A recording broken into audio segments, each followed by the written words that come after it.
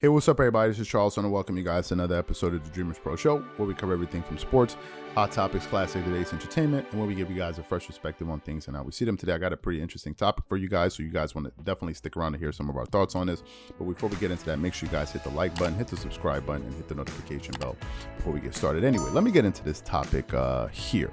So we all know that right now, Giannis Antetokounmpo is the reigning Finals MVP, right? He's the man at the top of the mountain, right? And he's basically snatched the crown, right, as the best player in the NBA. Generally, that's how it works. Usually, whoever wins the championship is considered the best player in the NBA. Now, personally, I don't think he's the best player in the NBA. I think there are three players that are better than him. In my opinion, I think Kawhi Leonard is better. I think Kevin Durant is better. And I think LeBron James is a little bit better. Now, obviously, people are going to disagree with me, but that's how I think. That's what I think. I think, though, in the NBA, the way it works is that, you know, whoever the spoils go to the victor, right? All of the glory goes to the victor. Whoever just won, that's usually how it works. And as they say, you got to update your resume. And Giannis Antetokounmpo just updated his resume in a major way. So I think a lot of people feel that way. But going into this season, I think the best team in the NBA is the Brooklyn Nets. When they first formed last season, when they first got James Harden, I had some question marks because I thought a lot of their skill sets were quite redundant. And I was like, okay, how's this all going to work? You know, they're all ball handlers and all of these different things. They're not very good defensive players. None of those players from that big three has ever made a defensive team, not even an all-third defensive team. So I was like, how's this going to work and all of these different things. And then they quickly shut me and a lot of skeptics up quickly. After some games, you just quickly realize that, listen, these guys are so elite on the offensive side of the floor that it really doesn't matter what type of defensive scheme or whatever their defensive liabilities may be. You got to be able to stop them, right? And they're just probably going to blow the doors off of you because they're the only team in the NBA that has three players that are averaging roughly 75 points together. No, they're averaging 75 points together. James Harden is averaging 24.6, and I think Kevin Durant and Kyrie are both averaging 27. It's absurd, right? It's absurd when you think about their firepower. That's another thing. I think the other thing that makes them the best team in the NBA is because they have the single hardest player to guard in the NBA in Kevin Durant. In my opinion, right? We just did a video recently with Marcus Smart, the Boston Celtics, talking about he thinks Kawhi Leonard is the most unguardable basketball player in the NBA. And I said maybe he was factoring in strength. Maybe that's something that, you know, you can't factor in just by looking at basketball. Maybe that's something he's looking at, but I still think that Kevin Durant is the hardest basketball player to guard in the NBA. I think he's one of those guys that when he misses, a lot of it has nothing to do with the defense you're playing on him. I just think that he just misses, right? Because he makes pretty much every other shot he takes. Kevin Durant last season shot basically 50% from the field. He is that elite. And with his wingspan, his height, his release point, I don't see any single defender being able to bother him. I think you have to scheme against this guy, but I don't think you can just say, okay, go stick him and you're going to shut him down. I don't really think so, right? I don't think so. He's way too skilled. And I don't even think prime Kawhi Leonard could really slow. Yeah, he could probably bother him, but I don't think he can shut down Kevin Durant. I don't think so. Now, some people will disagree, however. They say, wait a minute. You're saying Kevin Durant is the most difficult player, the most dominant player. What about Joel Embiid, right? Joel Embiid is the most difficult player to cover, and an argument could be made for that.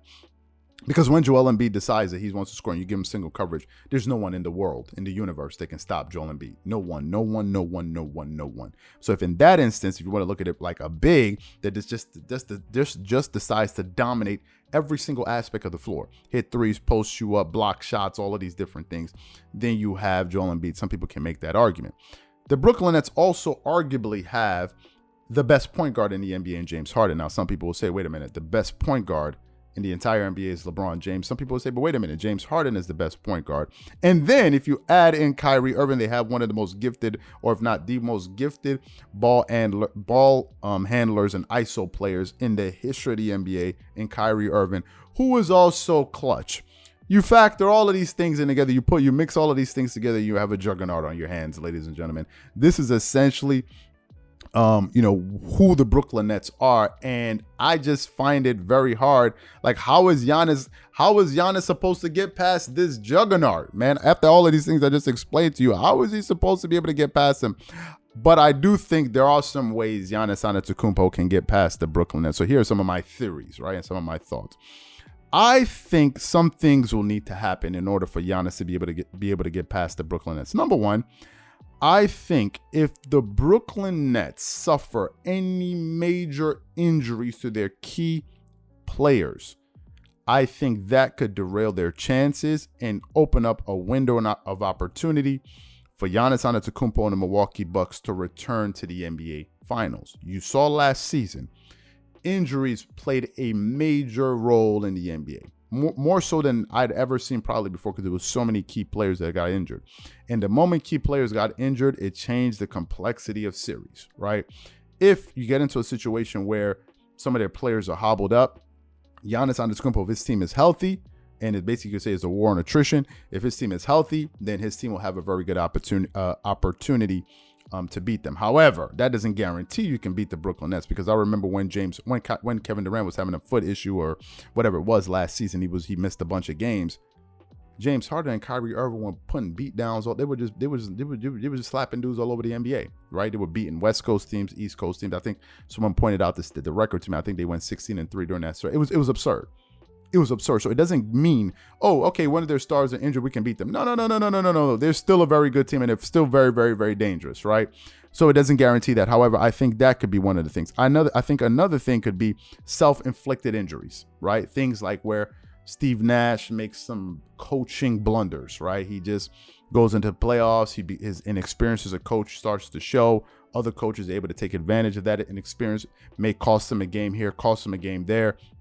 Something like that could derail their chances from possibly making it to the NBA Finals, or at least the Eastern Conference Championship round. Something like that could happen.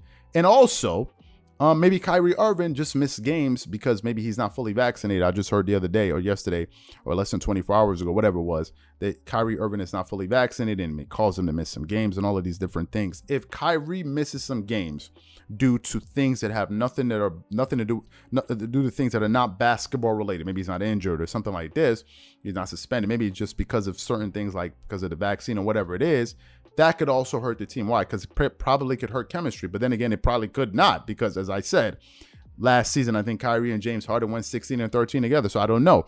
But I definitely think these are the type of things that could affect the Brooklyn Nets that could work in the favor of the Milwaukee Bucks and Giannis Antetokounmpo, because I think the Brooklyn Nets are very, very, very, very, very, very hard to beat, especially if they have everyone available and they're firing on all cylinders. I think they're going to be a very, very, very tough out. And I think Giannis just has to hope that some things goes his way, some things breaks his way, and other things, just don't break their way. Because if you're just looking if everything is normal, I don't really think the Milwaukee Bucks can beat the Brooklyn Nets in a 7-game series. Now, I could be wrong. We've seen some strange things happen in the NBA, but personally, I don't think he could. So what I want to know from you guys is, what do you think?